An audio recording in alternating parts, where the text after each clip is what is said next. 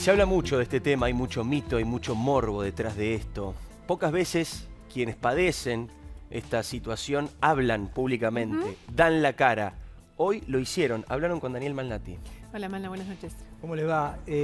Vamos a meternos en el tema de la cleptomanía, que es un tema del que no se sabe mucho.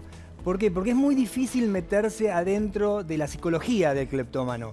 Una persona que se arriesga a caer en la cárcel para robarse algo que quizás no necesita y que después por ahí regala o tira. ¿Cómo es esta psicología? Y tenés además, Dani, perdóname esto que yo planteaba, un testimonio muy fuerte que es la ex mujer de Sergio Denis, que habla por primera vez de esto, y no es habitual que se animen a hablar, que se animen a contar esto que padecen. Vos estuviste con ella, estuviste cara a cara. Sí, estuvimos hoy con Verónica Monti, que nos dio un testimonio muy valiente, porque de alguna manera se expone para que todos sepamos de qué se trata esta condición. Vamos a verlo.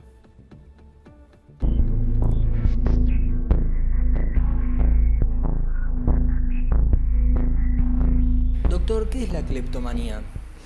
A ver, etimológicamente para orientarnos, en general cuando las cosas que tienen como sufijo manía quiere decir la compulsión a hacer algo, la idea de tal fulano de tal es un maniático, y cleptos es robar. Globalmente el cleptómano se entiende que es una persona que tiene una compulsión a robar. En el momento previo al acto cleptómano, tengo una ansiedad imposible de controlar. Es un impulso irrefrenable que me lleva a sustraer un objeto que no es mío, pero que no lo puedo manejar. En ese instante tengo como un bache, porque lo tengo real, y una vez que soy capturada, o sea, y me suenan las alarmas y todo, retrocedo, digamos, no hay malicia, no hay violencia en el hurto, ¿no?, de un cleptómano. Y en ese momento me viene una angustia inmanejable también y de alguna manera un deseo irrefrenable de deshacerme de ese objeto. Esta persona, ¿cómo se comporta? ¿Qué es lo que quiere? ¿Qué es lo que busca? Es una persona con una alteración del control de los impulsos, es decir, tiene en algún momento una pérdida de la capacidad de freno, la pérdida de capacidad de freno inhibitorio, y en general son un sustrato que puede ser de ansiedad severa o depresión o una serie de conflictos propios, no puede resistir esa urgencia de llevarse algo que en una de esas tiene la capacidad de comprar o llevarse algo que desea, pero esa imposibilidad de resistir al impulso, por eso lo comparaba con las impulsiones alimentarias o de juego o sexuales, es la clave del tema.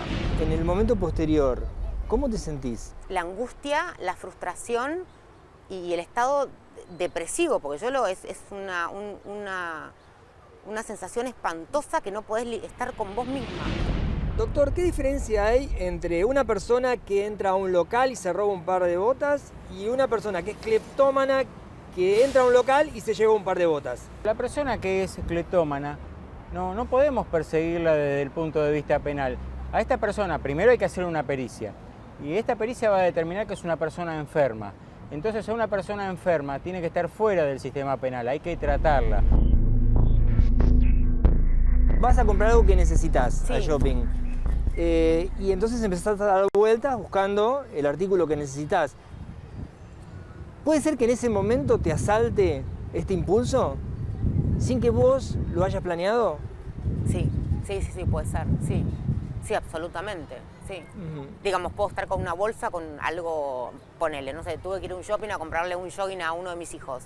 Puedo estar con la bolsa paga del local de ropa de niños, igual puedo entrar a otro lugar y sustraer algo que no es mío sin pagarlo. Sí, por supuesto. En realidad el cleptómano no es un planificador, sino uno estaría pensando ya directamente en un delito. Pero no planifican, es el impulso que en un momento se apodera de ellos. ¿Y qué es lo que representa para esta persona robarse algo?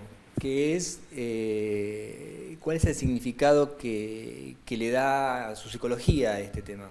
Todo este tipo de cuestiones tienen que ver con una retribución, como si yo me comiese un terrón de azúcar, como fuese un caballo que hace algo y me dan un terrón de azúcar.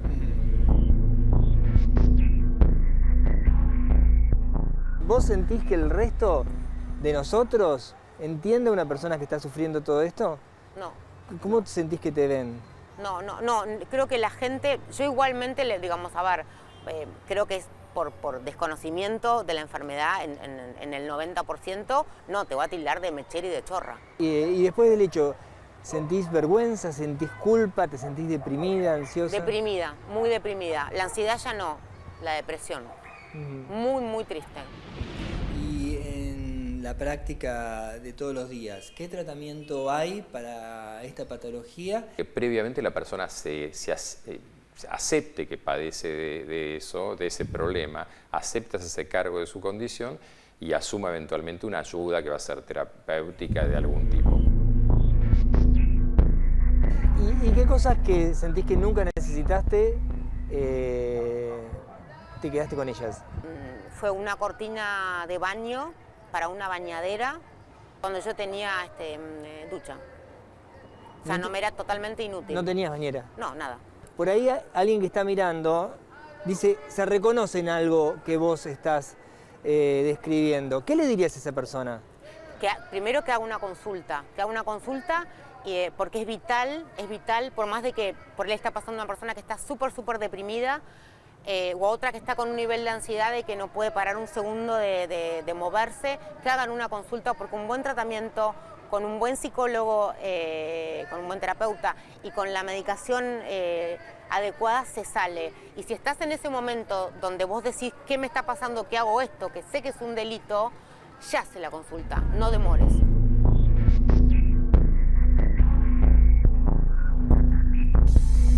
No lo pueden controlar. Es incontrolable. Por eso es tan fácil separar y diferenciar a un ladrón de un cleptómano. Si van a una pericia, un ladrón no se puede hacer pasar por un cleptómano de ninguna manera, no engaña a los psicólogos y esto quiere decir que todo lo que pasa después, todo lo que pasa en el juicio, tiene que ver con que se hacen cargo de cuestiones. Además de su patología, se tiene que hacer cargo de cuestiones judiciales que a veces son muy gravosas. Claro, me imagino, y preguntémosle a Rolo, ¿no? ¿Qué dice la ley con respecto a esto? Porque es un caso muy concreto, donde es una enfermedad y a la vez es un robo, Rolo.